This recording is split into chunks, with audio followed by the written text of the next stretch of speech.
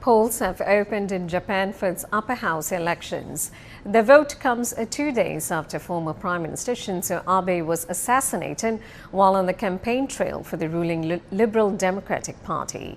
Elections for seats in the upper house are seen as a referendum on the sitting government. Every 3 years, half of the Senate seats are contested.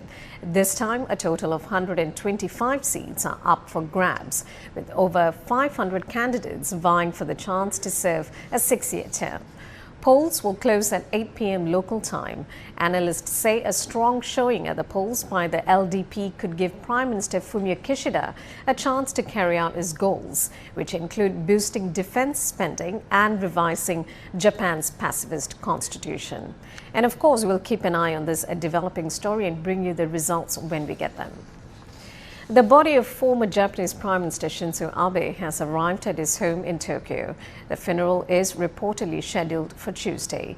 Abe's suspected killer has been transferred to the prosecutor's office. Phoebe Amoroso reports from Tokyo. There's still a huge amount of shock and outpouring of emotions here in Japan, and when his body did arrive back at his home in central Tokyo, there were many people gathered wanting to send well wishes. Now, coming up, there will be some kind of vigil on Monday for a memorial service, and there will be a funeral on Tuesday for close friends and family held at Zojoji, a temple in central Tokyo.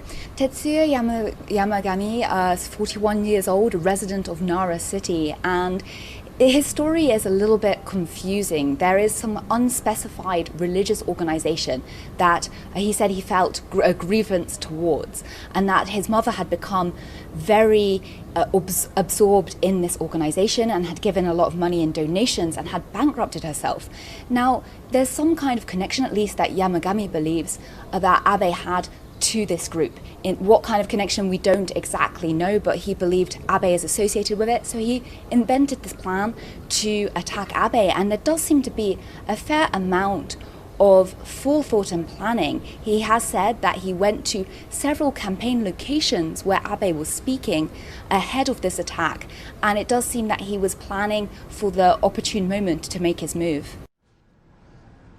Japanese police say there were undeniable flaws in security for former Prime Minister Shinzo Abe. The assassination has shocked a country which has very strict gun laws. We seriously and gravely accept the fact that the shots were fired from a gun-like object at former Prime Minister Abe, who was under our protection, and he died as a result. It's extremely regrettable. I believe it's undeniable that there were problems with our guarding and safety measures. We need to urgently conduct a thorough investigation to clarify what happened.